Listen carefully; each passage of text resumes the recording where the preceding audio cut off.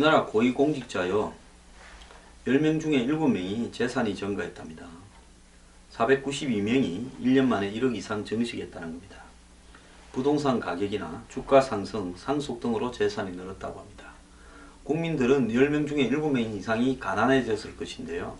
이 사람들은 1년에 월급을 받고 사는 사람들이 다른 부업도 못하지 않습니까? 1년에 1억을 늘리는데 부동산 가격이 올라가고 주식이 올라가고 상속 등으로 올라갔다는데, 상속은 빼고 이야기를 하면 공무원은 주식이나 부동산 투기하는데 특별한 능력이 있습니까? 이 말이 무슨 말이겠습니까? 정보가, 주식에 관한 정보, 부동산에 관한 정보나 커넥션이 일반 국민들보다 훨씬 뛰어나다는 거 아니겠어요? 그래서 공직자윤리위원회가 지난해 12월 31일 기준으로 고위공직자 1813명에 대해서 재산 변동 내역 신고를 받았는데요. 여기에 보면 장차관, 대학총장, 고위공무원, 중앙부처 고위공직자, 시도리대 총장, 시도교육감, 광역기초단체장 이런 사람들이 속해 있는데요. 이들 고위공직자의 평균 재산이 얼마인 줄 아십니까? 13억 3,100만원으로 전년도보다 5,500만원이 늘었다는 겁니다. 자, 이 사람들요 1년에 월급 해봤자 한 고위공직자라도 7, 8천만원 밖에 안 될 겁니다. 그렇게 밖에 안 되는 사람들이 월급을 한 20%만 쓰고 나머지 80%는 다 늘었다는데요. 전체적으로. 이 탁월한 재주를 갖고 있습니까? 어디 봉투를 좀 받아가 봉투를 생활비로 씁니까? 어떻게 공직자들은 주식이나 부동산의 투기 승률이 이래 높습니까? 이런 모습을 보면요, 국민들이 대한민국 공직자가 청렴하다고 생각하기는 한참 멀지 않았겠습니까? 그냥 단지 신고하는 게 아니라요, 어떻게 사서, 뭔 주식을 사서, 뭔 부동산을 사서 어떻게 늘었는지 상세하게 적어내라고 좀 하십시오. 구린 거 없는 사람들은 그래도 열심히 고위공직자 할 거고요. 구린 놈은 안 할 거 아닙니까?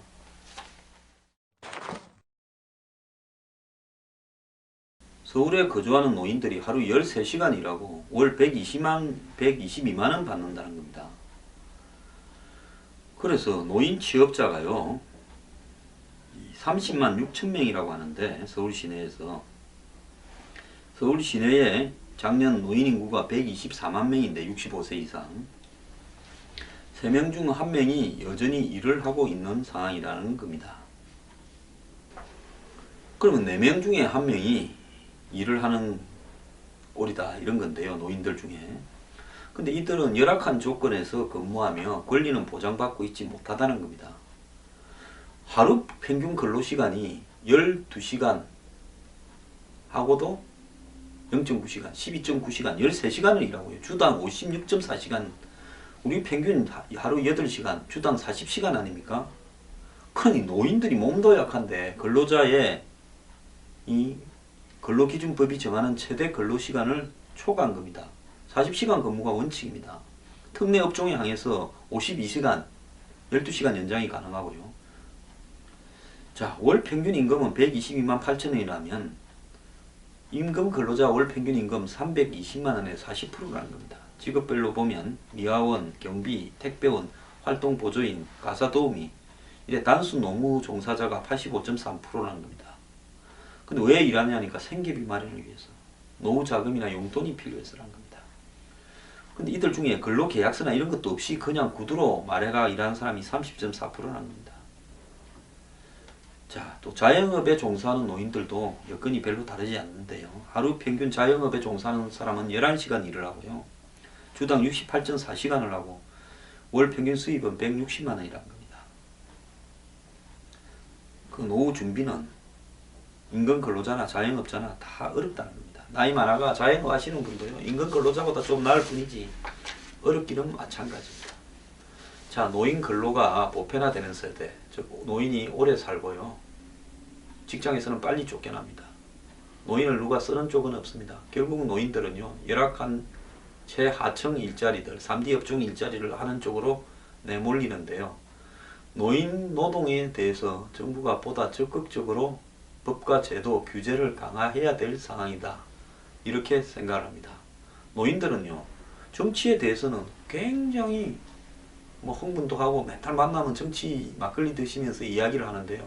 정작 젊은 사람들이 뭐 누리 예산이니 뭐 무상 보육이니 이 반값 등록금이니 이 자기들 권리를 챙기는 데에 비해서요, 노인들은 정치를 말만 할 뿐이지 제대로 정치의 압력을 행사 못하고 있습니다. 노인당이라도 하나 만드십시오. 아무 당 밀어주지 말고요.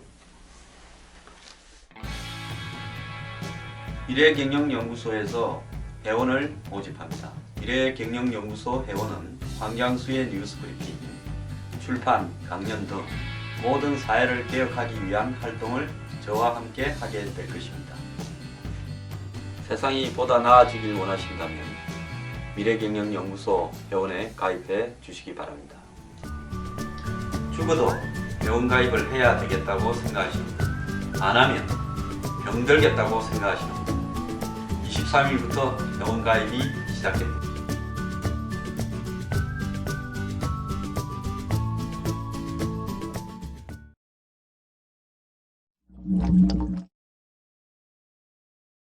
국내 파산자의 4분의 1이 노인인데요. 일본에서 얼마 전에 사회 문제가 됐던 노후 파산 문제가 한국에도 현실화되고 있다는 겁니다. 25일 서울중앙법원에 따르면 올 1, 2월 달에 법원이 파산 선고를 내린 1727명 중에서 60대 이상이 428명이라는 겁니다. 25%라는 거예요. 자, 젊은 층과 달리 노인은 소득이 있어도 생계비 등을 제외하면 채무를 변제할 수 있는 수준이 못 되어서 파산에 이르는 사태가 많다고 합니다. 갈수록 노인 파산이 많아지고 있다는데요. 즉 평균 수명 증가로 은퇴 후 비경제활동 시간은 늘어나고 과도한 자녀의 사교육비라든지 결혼 비용 등으로 노후 대비에 실패해서 그렇다는 겁니다. 살아서 집값, 애들 교육비, 그 다음 애들 결혼 이런 쪽에 돈 다 써버리고 노후에는 거지되어서 사는 겁니다. 그래서 우리나라의 노인 빈곤율은요 49.6%로 OECD 국가 중 1위라는 겁니다. OECD 평균 12.6%에 비해서 4배나 높다는 겁니다. 이게 지금 한국이 선진국 입구라고 할 수 있습니까? 후진국 제일 상급이다. 이 정도로 봅니다. 자, 2026년에 초고령화 사회에 진입할 걸로 예상이 되는데 그때는 얼마나 더 심각할 것인가. 그래서 우리나라 노인들 65세 이상 노인 중 절반이 빈곤하다. 이 말이 사실 아닙니까? 제가 그렇잖아요. 노인들 3분의 2가 소득이 별로 없다라고 하지 않았습니까? 그래서 노인들 한 29%가 직접 아까 말한 30% 나왔죠. 생활전선에 뛰어들고 있지만은 단순 노무직에 불과하다는 겁니다. 국민연금을 기대를 걸고 있지만은 이 국민연금이요 얼마 되지도 않고 지금 노인들 중에 받을 사람도 별로 없고 또 소득 대체율이나 이런 부분들이 턱없이 낮아서요. 실제로 국민연금 갖고는 빈곤 완화 효과를 기대할 수 없다라는 겁니다.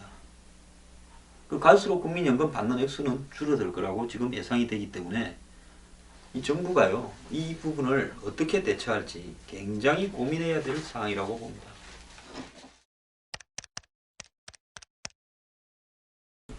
근데요 미국이나 유럽에는 다른 기사가 나옵니다. 정치판 큰 손으로 떠오른 노인표 파워. 은퇴는 노인 세대가 한참 일하는 젊은 세대보다 소득이 많아지는 역전현상이 일어나는데요. 노년층이 급증하는데도 불구하고 이들의 선거 참여율이 젊은 층보다 높아서 정치력 영향도 커졌다는 겁니다. 제가 이야기했잖아요. 노인당이라도 만들어야 되지.